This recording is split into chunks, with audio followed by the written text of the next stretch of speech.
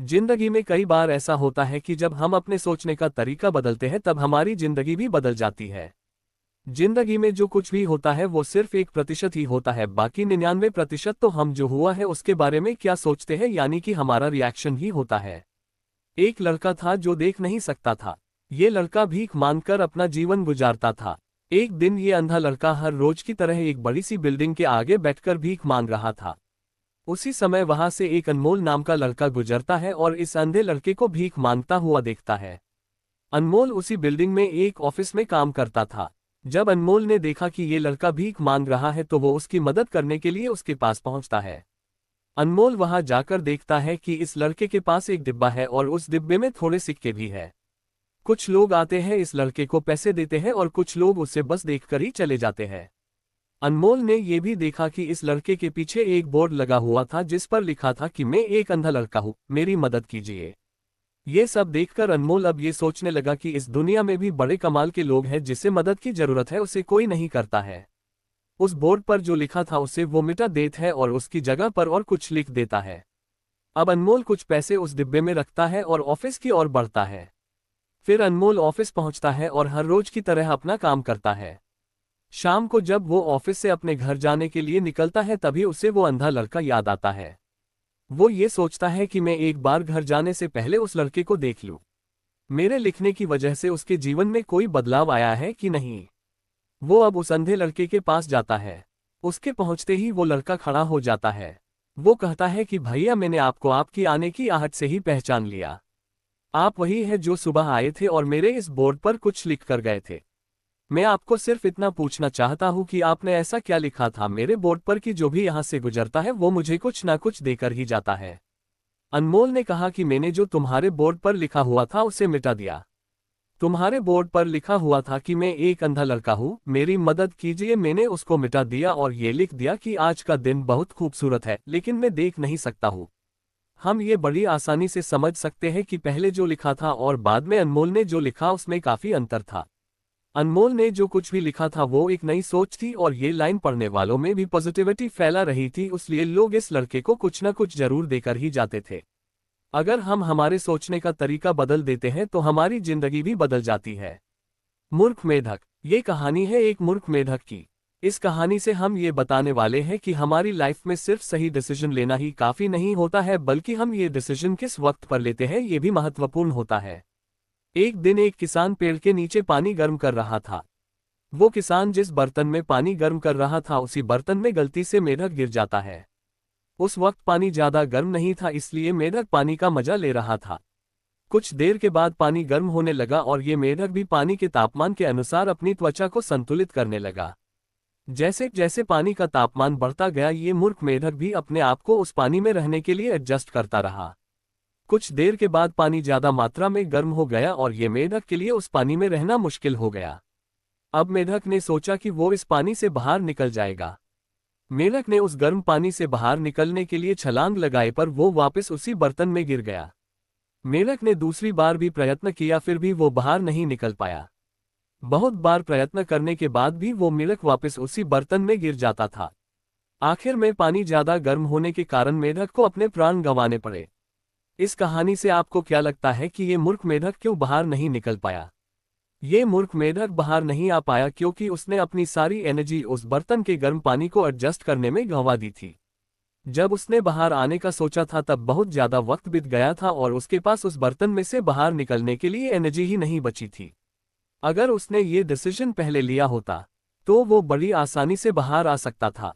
Moral: हमारी life में सिर्फ सही डिसीजन लेना ही नहीं पर उसको सही वक्त पर लेना भी महत्वपूर्ण होता है।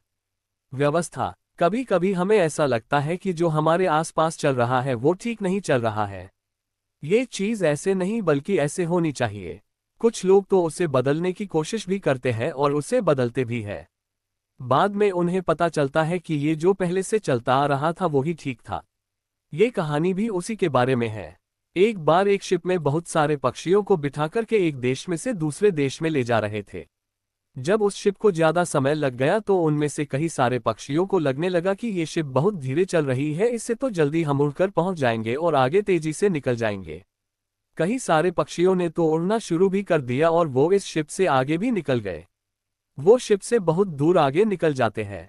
अब वो सारे पक्षी थक जाते हैं और वो देखते हैं कि यहाँ चारों तरफ पानी ही पानी है और कहीं पर भी पैर टिकाने की जगह नहीं है, तो वो सारे पक्षी वापस आके उसी शिप में चुपचाप बैठ जाते हैं। वो इतना तो जरूर समझ जाते हैं कि ये एक व्यवस्था है। इसकी स्पीड कम या ज्यादा नहीं, बल्कि वो अपनी निरंतर गति से चलती है।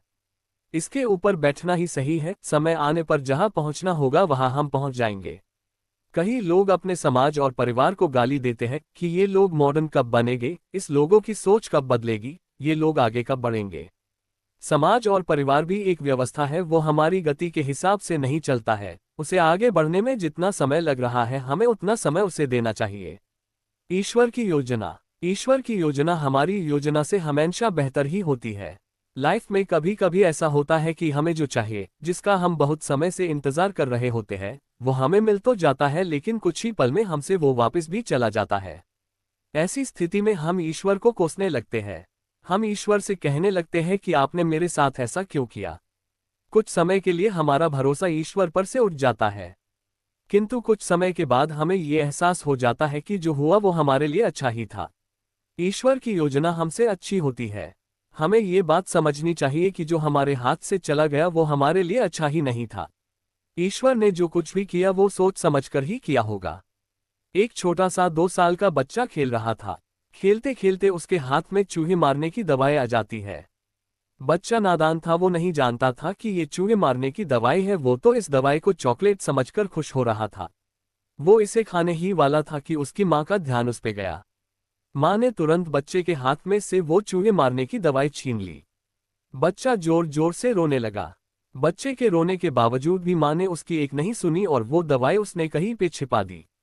क्योंकि बच्चा नहीं जानता था कि ये चॉकलेट नहीं चूहे मारने की दवाई है, पर माँ तो जानती थी कि ये चूहे मारने की दवाई है और ये मेरे बेटे के लिए सही नहीं है। बच्चे को कुछ पल खुशी देने के लिए माँ उसे वो दवाई नहीं दे सकती थी, क्योंकि वो उसके लिए हानिकारक थी। वैसे ही जब हमारी जिंदगी में हमें कुछ ऐसा मिले जो हमें कुछ पल की खुशी दे और फिर वो वापस चला जाए, तो हमें निराश नहीं होना चाहिए। तभी हमें यही सोचना चाहिए कि हमें जो मिला था वो हमारे लिए अच्छा नहीं था, इस चूहे मारने की दवाई जैसा ही था। जैसा माँ ने बच्चे के हाथ में से इस चूहे मारने की दवाई को ले लिया, वैसे ही ईश्वर ने हमारे हाथ में से वो ले लिया, क्योंकि वो हमारे लिए अच्छा नहीं था। कभी कभी हमें सही और गलत का फर्क इस नादान बच्चे की तरह पता नहीं चलता है, पर जैसे माँ को तो पता था वैसे ईश्वर को सब पता होता है। इसलिए हमें ईश्वर की योजना पर भरोसा रख के हमारे साथ जो हुआ वही हमारे लिए बेहतर था, ऐसा सोचना चाहिए। कोशिश। हम तब तक नहीं हारते हैं जब तक हम कोशिश करना छोड़ नहीं देते, क्योंकि कोशिश करने वालों की कभी भी हार नहीं होती है। ये कहानी भी उसी के बारे में है। एक बार एक छोटे राज्य को एक शक्तिशाली राज्य ने युद्ध के लिए ललकारा। राजा ने अपने सेनापति से सलाह मांगी। सेनापति ने कहा कि इतनी बड़ी सेना से युद्ध करना मूर्खता है। फिर सेनापति ने राजा को ये कह दिया कि महाराज, आत्मसमर्पण ही अंतिम उपाय है। सेनापति की सलाह से राजा खुश नहीं हुए और उसके बाद वह एक संत के पास गए जिससे वह बहुत मानते थे। राजा ने संत की राय भी मांगी और संत से ये भी कहा कि मुझे सेनापति ने आत्मसमर्पण करने के लिए कहा है, पर मैं ऐसा करना उचित नहीं मानता हूँ। संत ने उस सेनापति को तुरंत जेल में डालने को कहा और खुद सेनापति बनने का प्रस्ताव दिया। संत की बातों से राजा थोड़े तो हिचके, लेकिन उनके पास दूसरा कोई विकल्प न होने के कारण उन्होंने संत की बातों में ही हामी भर दी। संत सेना लेकर निकले तो बीच में एक मंदिर पड़ा। उन्होंने सेना से कहा कि वे भगवान से पूछकर आते हैं कि युद्ध कौन जीतेगा। मंदिर से वापस आने के बाद लोग उनसे पूछते हैं कि भगवान ने क्या कहा। संत ने कहा कि यदि शाम को मंदिर से रोशनी निकलेगी तो हम युद्ध जीत जाएंगे। शाम को ऐसा ही होता है। लोग ये देखकर ऊर्जा और सकारात्मकता से भर जाते हैं और वह पूरी जान लगाकर लड़ते हैं और युद्ध भी जीत जाते हैं। युद्ध से वापस लौटते वक्त लोग संत को भगवान को धन्यवाद कहने भेजते हैं, लेकिन संत लोगों से कहते हैं कि उसकी कोई जरूरत नहीं है, क्योंकि मंदिर में दिया मैंने ही जलाया था। अगर सेनापति की बात मानकर राजा ने पहले से ही आत्मसमर्पण कर लिया होता तो उनके मन में हमेशा ये डर रहता कि वे उस शक्तिशाली राज्य से कभी भी जीत नहीं सकते और वो निर्बल है। संत ने जिस तरीके से अपनी सेना का हौसला बढ़ाया, उस तरीके से हमें अपने आप का हौसला मुश्किल से मुश्किल परिस्थिति में भी बढ़ाना चाहिए। आप तब तक नहीं हारते हैं जब तक आप कोशिश करना ना छोड़ दे। चाहे हम जीते या फिर हारे, पर हमें कोशिश तो करनी ही चाहिए, क्योंकि कोशिश ज्यादातर कामयाब ही होती है। इसलिए हमेशा अपने लक्ष्य तक पहुंचने के लिए कोशिश करते रहो, एक न एक दिन सफलता आपको जरूर मिल जाएगी। मॉरल, मन के हारे हार है, मन के जीते जीत। हम तब तक नहीं हारते हैं जब तक हम कोशिश करना छोड़ नहीं देते।